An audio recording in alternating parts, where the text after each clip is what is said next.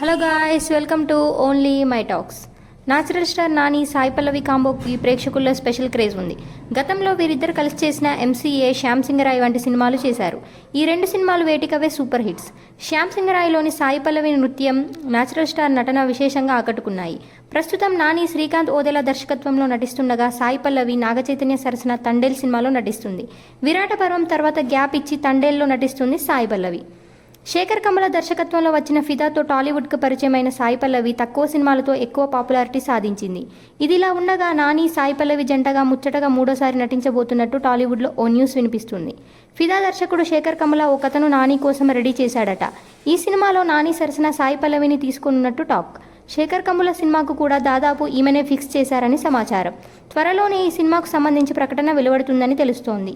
శేఖర్ కమలతో Sai Pallavi hat trick film Fidaa, love story, నానితో hat trick, MCA, Shyam Singha Roy 2 హ్యాట్రిక్లు ఒకేసారి కంప్లీట్ చేసినట్టు అవుతుంది సాయి పల్లవి. ప్రస్తుతం ధనుష్ హీరోగా కుబైరా అనే సినిమా చేస్తున్నాడు శేఖర్ కమల. ఇలాంటి అప్డేట్స్ కోసం ప్లీజ్ సబ్స్క్రైబ్ OMT.